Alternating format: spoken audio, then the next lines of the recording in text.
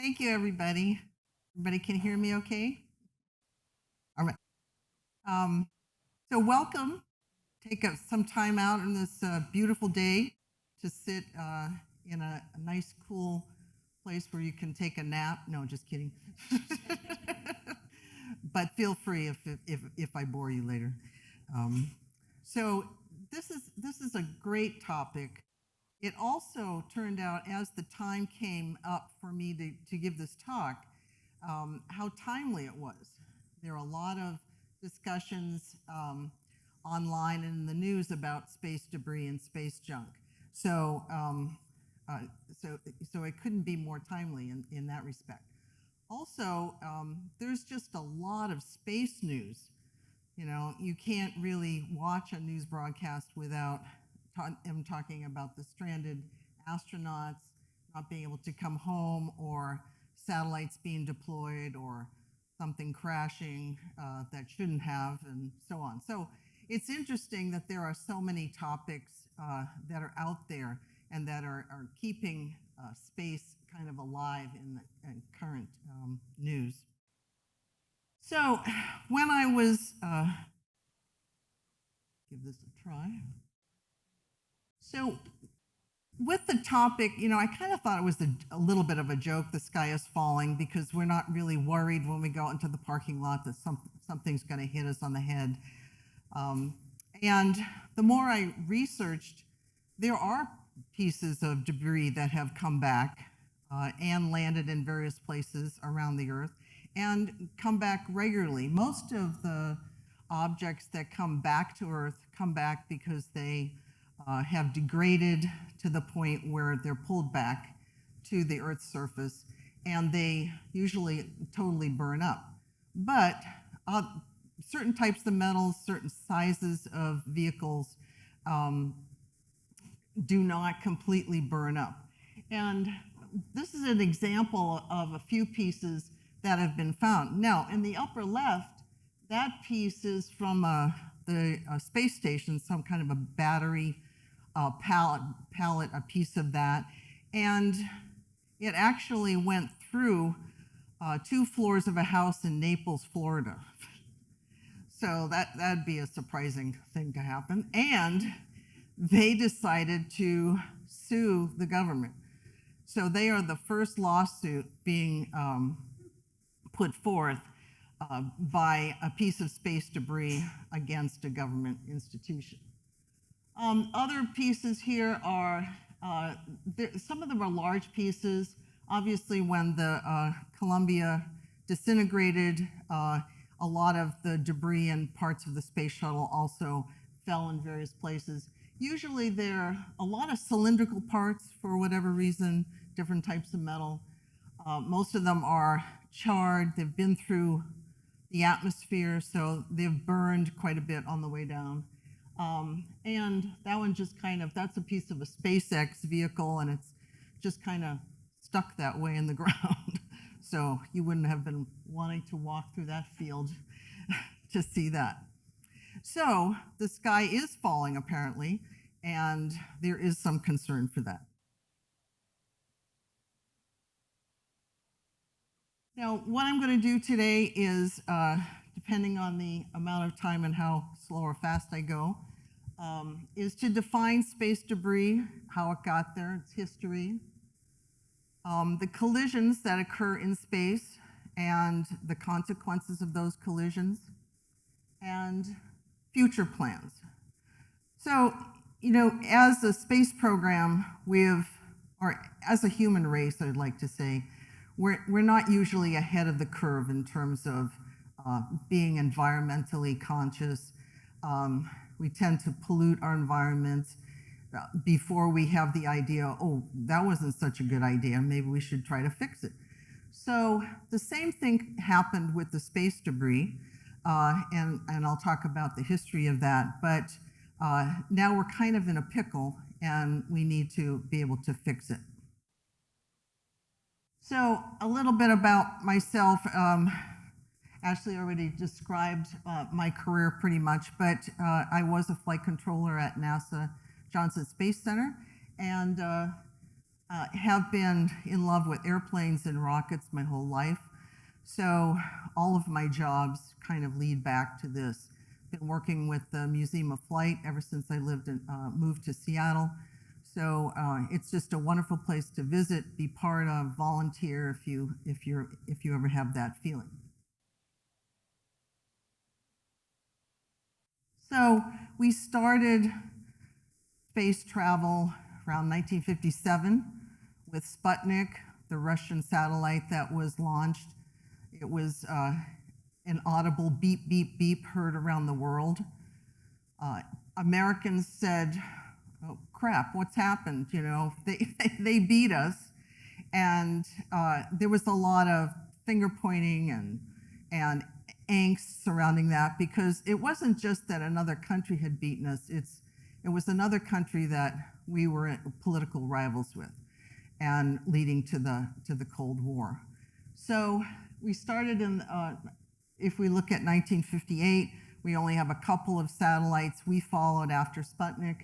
And then the race to the moon, 1969, 70, and the moon launches dropped off. But as we continued, we did more with Space Shuttle started to come into play.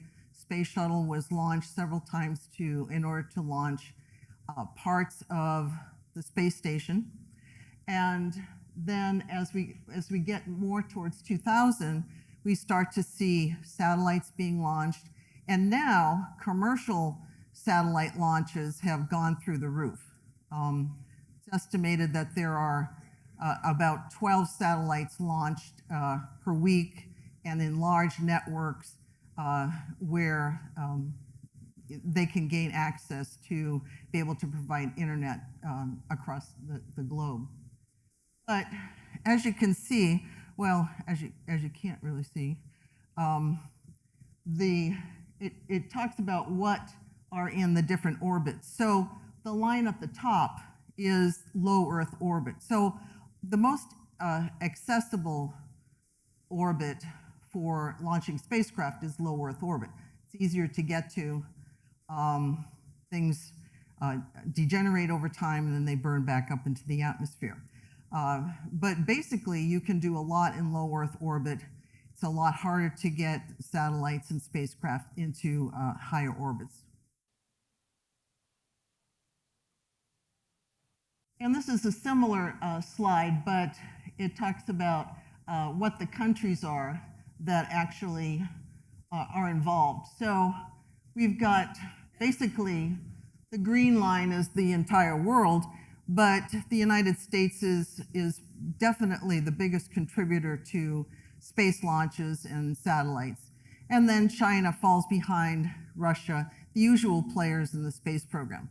And then we have other countries launching much fewer satellite systems and spacecraft. So satellites in space the purposes of satellites are to serve society in terms of being able to provide communication, Earth observation, technology development, navigation, and space science. But primarily the biggest contributor are communication and Earth observation. And so communication being telecommunications and internet support. There are approximately 10,000 active satellites in various Earth orbits. So about 3/4 of those, or about 8,000, are in low Earth orbit. Low Earth orbit is anything lower than 1,200 miles. Now, the middle and high Earth orbits are the ones where you have specialty satellites, GPS, things that need a higher altitude, need to see more in order to communicate the information that's provided. But low Earth orbit is what we're really concerned about in terms of space debris. The applications for low Earth orbit are Earth observation, communication again, weather monitoring, and disaster response. So it gives us a lot of information about what's happening on the Earth below us. The disadvantages are that the satellites eventually decay and drop back to Earth fairly quickly. So that's just something that has to be accepted. It is used for a variety of space missions. One of the most, one that we know about is the International Space Station, which is located at 250 miles above Earth's surface. And it's still there today. It's going to be there until about 2030, at which time it's going to be detached in pieces and decay and fall back to Earth.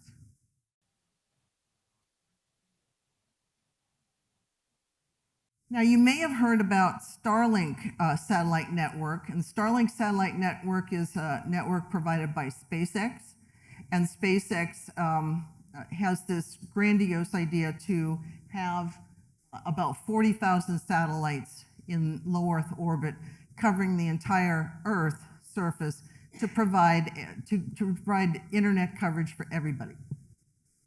So each of these satellites has a lifespan of 5 years.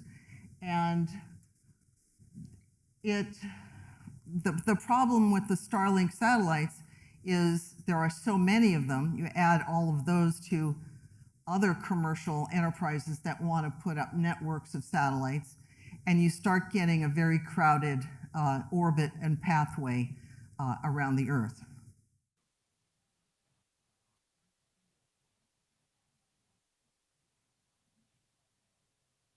So let's get back to talking about what is space debris.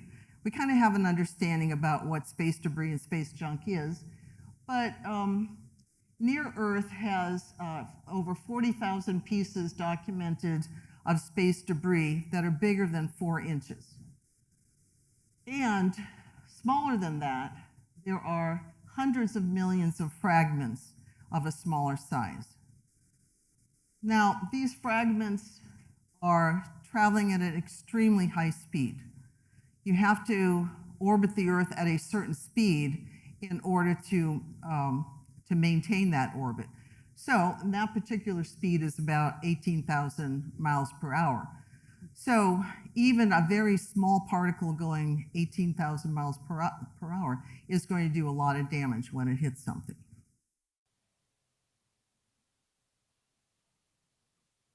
And collision between objects is going to produce huge amounts of fragments, hundreds, maybe thousands of fragments that are going to go off in many different directions. And they're uncontrollable at that point, and they are other objects and the space station and other spacecraft are in danger of being hit by those objects.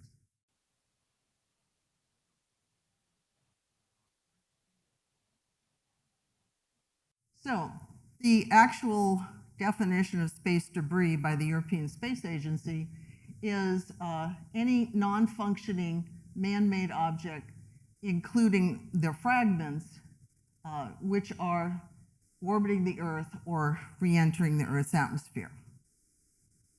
So this space junk or space debris is caused by just a satellite or a spacecraft becoming unusable. And up until fairly recently, spacecraft weren't able to control themselves in order to be able to come back to Earth or decay and come back safely through the atmosphere. So if it's at a high enough altitude, those objects will remain in orbit for indefinitely in some cases. As you get closer to the Earth's surface, of course, there's increased gravity, and so you get pulled back into Earth eventually. Every once in a while, the International Space Station has to use its propulsion system to adjust its orbit a little bit so that it can maintain that orbit so it doesn't decay back into Earth. But basically, you've got unused spacecraft, and you've got fragments and usable spacecraft. Again, much of the debris is in low Earth orbit, which is considered to be between 100 and 1,200 miles. And again, the particles, all the particles, in order to maintain an orbit, is going at a certain speed of whatever that orbit is. So low Earth orbit, you have to have a minimum speed of about 18,000 miles per hour to enter that orbit. As you get higher up, the requirement becomes less and less.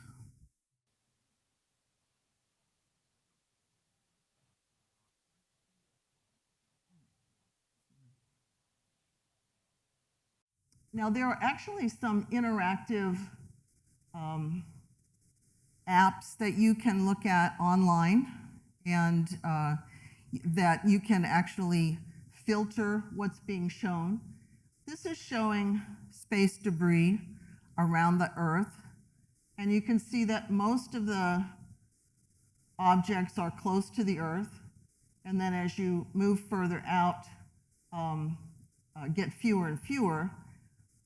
In this particular app, you can touch one of the satellites. It'll give you an idea, the name of the satellite, kind of show you its path, whether it's on an orbital or an elliptical path, that kind of thing. And I think there's a way of kind of moving it in and out. Oh, there we go. So let's go the other way.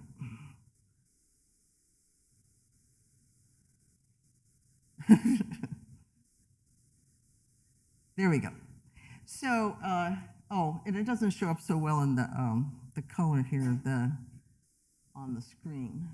But as you get further out from the Earth, there's less debris, but yeah, maybe if you adjusted the lights, it would be a little better. Yeah, there you go. So you can kind of see this is up at a geo, kind of an orbit, much higher up. And that's kind of about as far as some of that space debris goes. Now, I know that you're thinking, well, it looks like a lot, but you know, they're really pretty far from each other. And that's true, although you can't really control what direction and what orbit these objects are taking. So they're going to be going in all kinds of different directions, and the chances of them hitting another object become increasingly higher because everyone isn't staying in their own little highway lane like we would like them to.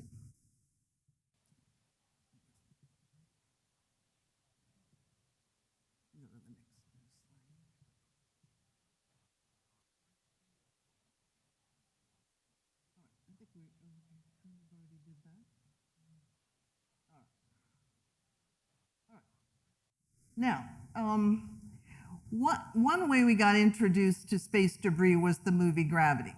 And how many have seen Gravity? Yeah, it's a pretty good movie. And surprisingly, most of the scientific information in it was pretty accurate.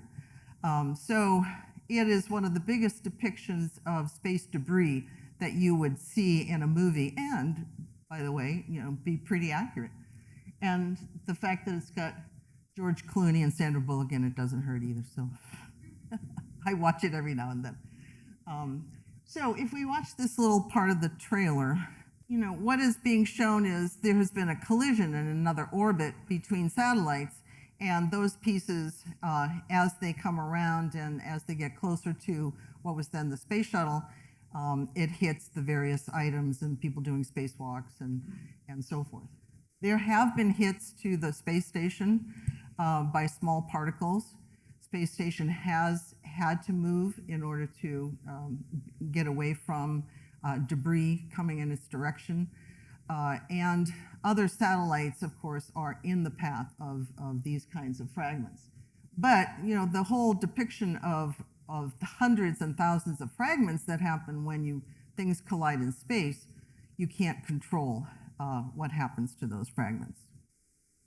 How often do these collisions actually happen? Well, big ones happen actually about maybe close to once a year, generating a lot of particles. Now, there was just recently, and I think I have that, just a couple of weeks ago, August 7th, A Chinese upper stage rocket was delivering its first set of satellites to orbit, and then it delivered them safely, but the upper stage rocket exploded, and again, leaving debris to travel wherever. So these kinds of things are happening on a fairly regular basis, and nothing is happening to kind of mitigate them at this point.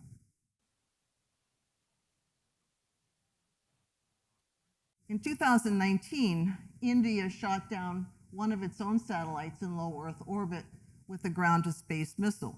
Now, this brings up the fact that outer space is in the next frontier of war. So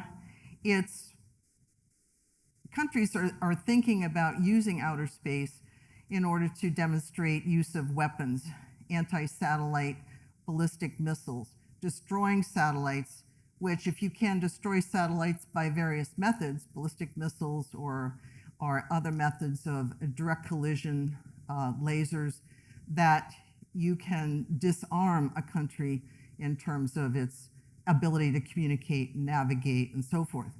Not unlike what we recently experienced, or people experienced at the airport, unable to make reservations, do anything on the computers, that kind of thing.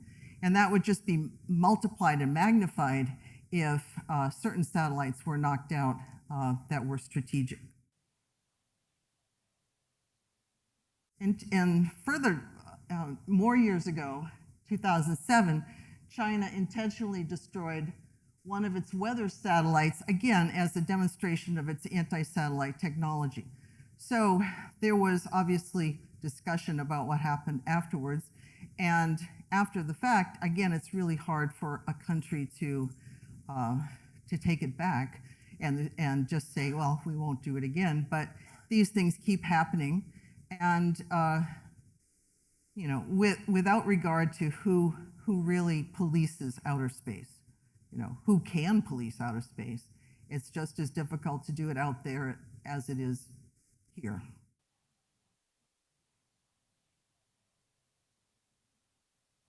So the kinds of things that would be affected by either war in space or these particles that collide would be cell phones, bank transmissions, emergency communications, weather reports, military surveillance.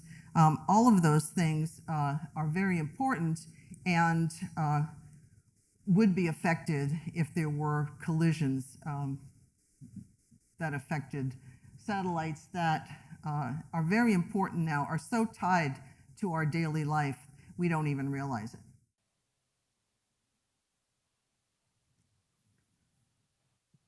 I know there was one day when there was a computer system down and I tried to go, I think it was to the hospital to pay a bill, and they said, we can't take your money. We don't know how to take your money without a computer. So, I mean, we are so dependent on computers and various types of computers and computer systems that have not only links to Earth-based systems linked to satellites, that it becomes a very critical system.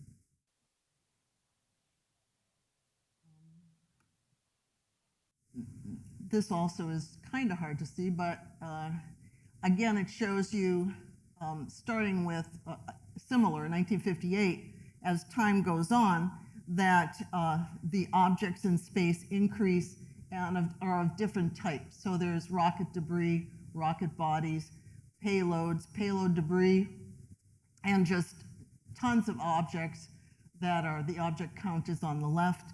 And so we have lots of types of aircraft orbiting the Earth at this point.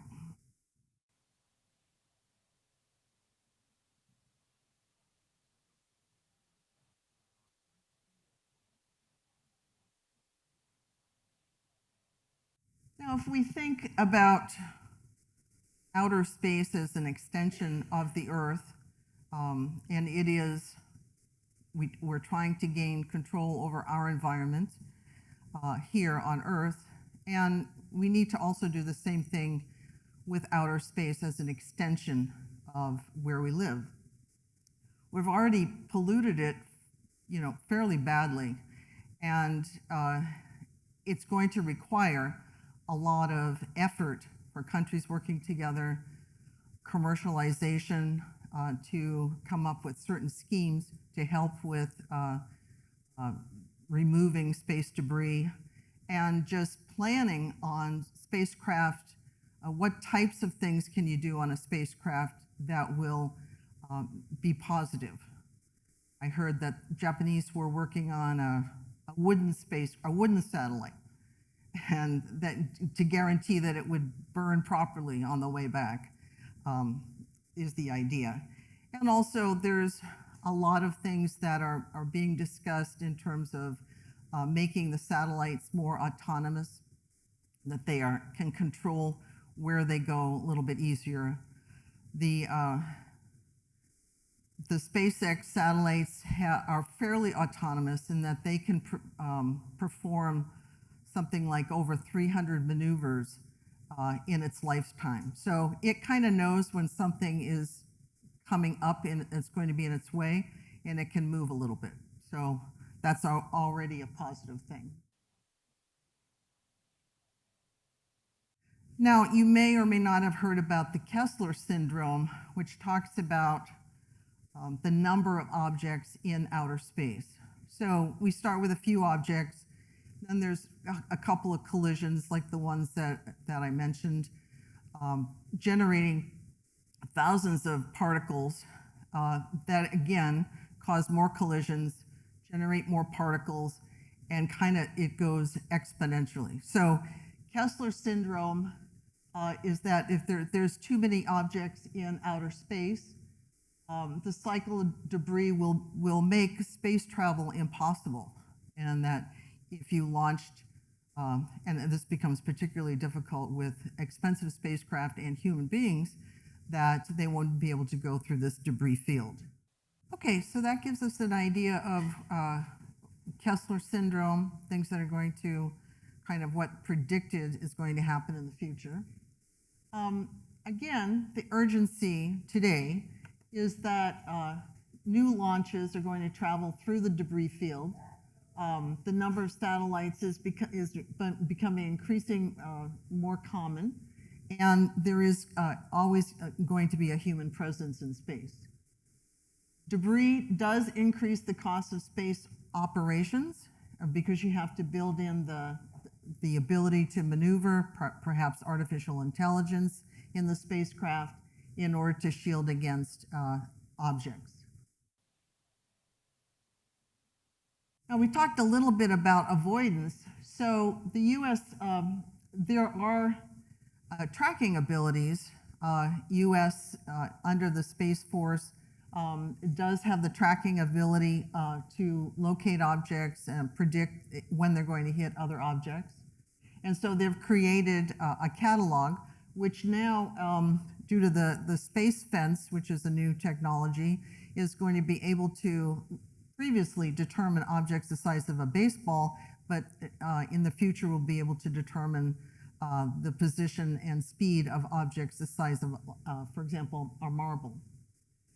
Avoidance maneuvers, again, are delivered to a spacecraft that has a high degree of, high risk of collision, but whether that spacecraft can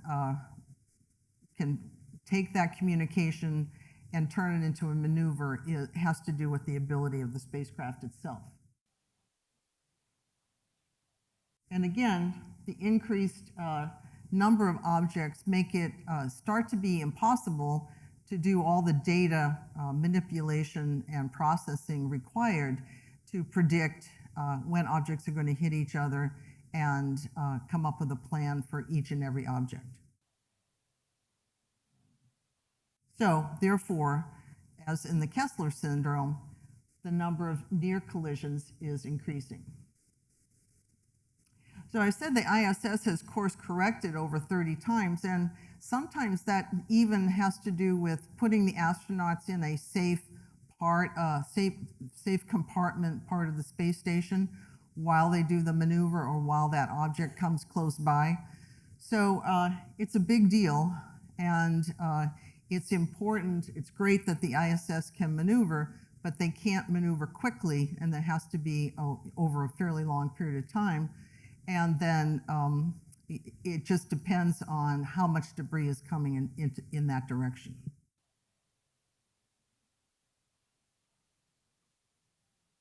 So again, we can think of this environmentally. Just as our Earth resources are finite, so is outer space. It's finite, so we should be emphasizing reusable, recyclable materials, not just the construction of the spacecraft, but also then what happens when it's no longer useful. So how do you recycle, return those items, et cetera.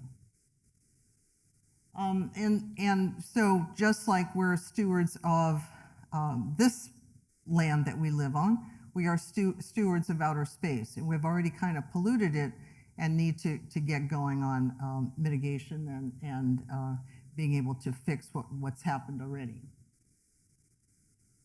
Now, commercialization has been part of it because it's absolutely ballooned in terms of companies wanting to produce spacecraft and make money in order to provide services to the Earth's surface.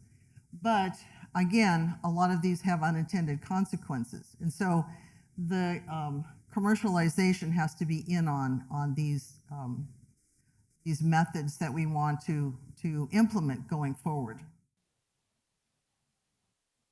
So what are some of the solutions? Well, we've already talked about avoidance. That is starting to be more and more difficult unless the avoidance maneuver is actually built into the spacecraft. Commercial projects are focusing on cleaning up space junk. So there's some pictures here of certain types of methods that have been proposed. Nets that kind of gather space debris together, tongs, kind of like how you pick up a stuffed dog at the fair or something. And it looks like it might be a difficult thing to do. Some of them actually force debris down closer to the Earth so that it can decay properly and burn in the atmosphere. All kinds of interesting ideas that if you go online, you'll see all kinds of ideas that NASA has started to help fund these commercial efforts to clean up the space junk. And the Space Force is part of this to help fund technologies to recycle and remove space debris. And so we're now buying debris removal services from the private sector, so you can make money being a garbage man in space. Now, the difficulty with the issue is, as any international issue, is who's in charge. You know, we can say we have a vested interest. Russia can say the same thing, China can say the same thing, European Space Agency can say the same thing, but really there has to be cooperation of international partners and an agreement to a plan going forward. This is pretty difficult for any topic. The idea now is that when your spacecraft is responsible for a collision, you're responsible for the aftermath. So if Japan launches something, happens to collide with another satellite, they are responsible for that event, and the United States and so forth. But who enforces the rules? We can say, well, that was really bad of you to do that. And they'll say, yeah, okay, it won't happen again. But we know what happens to that over time in international, in history. So that becomes a problem when you're talking about this large issue. In 2019, this coalition of companies came up with voluntary guidelines for space junk control. And so one thing was, if you're orbiting above 250 miles, that you should be equipped with propulsion system, which will help you maneuver away from possible collisions. And operators who control satellites should include that the rocket upper stage be disposed shortly after liftoff. That would have prevented the explosion from a couple of weeks ago when the Chinese upper stage rocket delivered the satellites and then exploded. And satellites should have a limited lifespan and a method to deorbit at that time or when they become disabled. So these are some big technical issues, but going forward, it's how spacecraft should be designed. I'll kind of summarize this without looking at all of it, but this talks about the space fence. It's a very highly technical way of monitoring and detecting lots of debris fragments, and it was very expensive. It's been gone through many years of testing, and it's finally implemented now so that the radar will closely detect objects, recommend maneuvers, and pretty much it's a high-tech version of what we had before, which only looked at larger objects. So I think the solutions here are to define the rules of conduct for outer space and have somehow agreed to those internationally.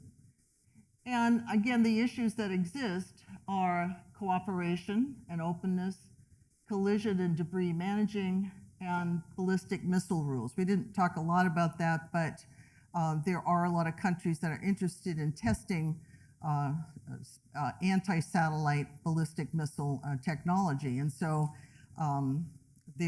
those kinds of testing and those by certain countries, including the United States, are affecting this whole topic of space debris.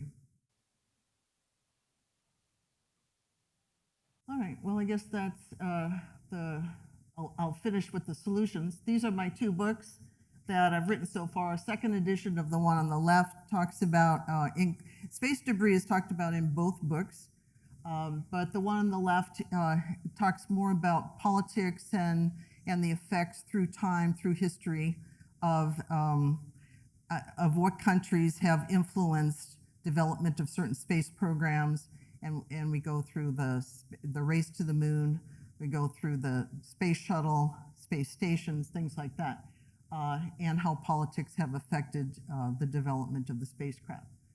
War in Space is more directly, also has a large section on space debris, but is more involved in the war, what would happen if we had a war in space, and what kinds of war equipment we have today, and what's being demonstrated, and it's a little bit more technical in that aspect. So, certainly have time for questions. I guess I went a little bit long. We do have a few minutes for questions, but let's clap a little first. Because we are filming this, if you do have questions, I ask that you come up and ask them into a microphone so we can all hear you now and in the future when you're watching this on YouTube. Kind of have this thought going through my head that really hasn't matured into a real question. It seems to me that the behavior driving this has been with mankind forever, in that our oceans are like have lots of ship graveyards. The difference is there were no consequences to that because it didn't prohibit future travel.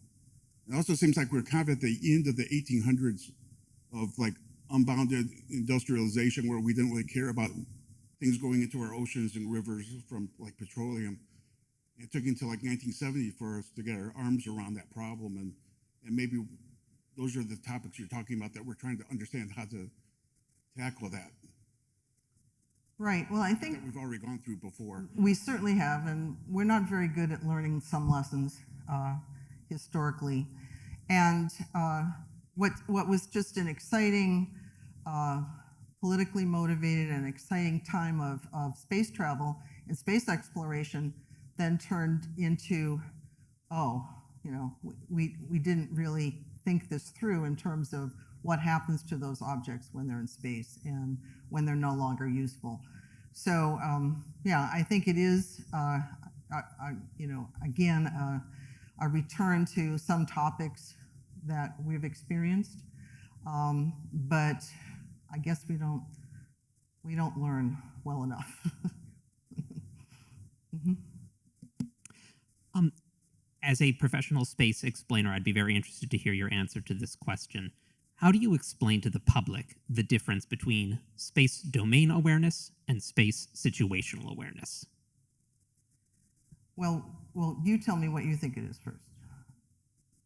The closest way I've tried to explain it is space domain awareness is a pilot in an aircraft looking out to make sure they don't crash into anything, and space situational awareness is an air traffic controller looking at a radar screen making sure aircraft don't run into each other. But people who speak about space debris and conjunction avoidance seem to always use very different definitions. So I'd be interested to hear how you would explain it to the public in a way that isn't so jargony.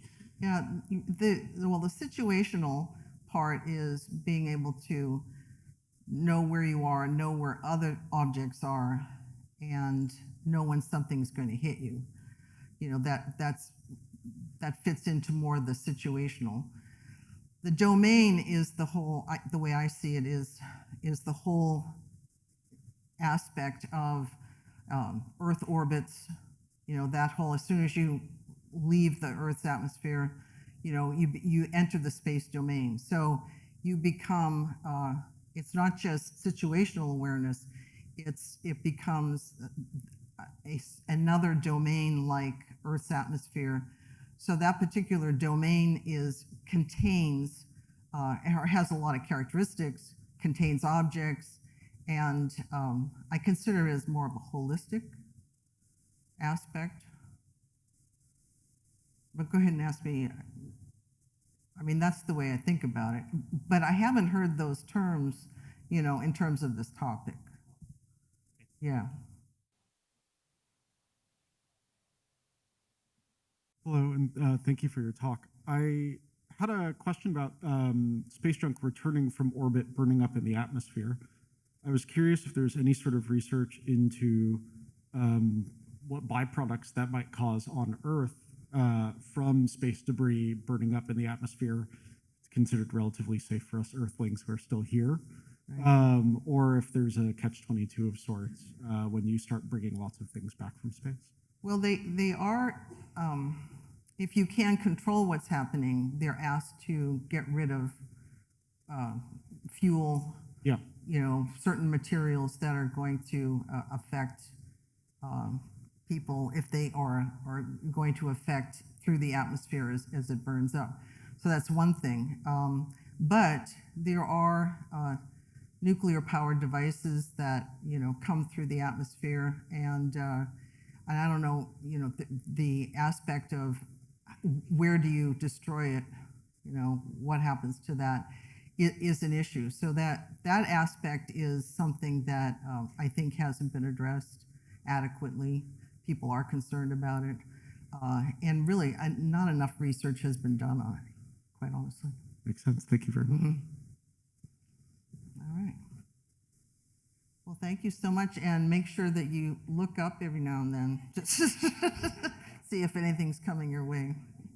All right, let's thank Linda one more time. Don't forget to grab a copy of her book from the museum store, and give me 2 minutes, and I will get her out to the lobby so she can start signing copies of all of your books. All right.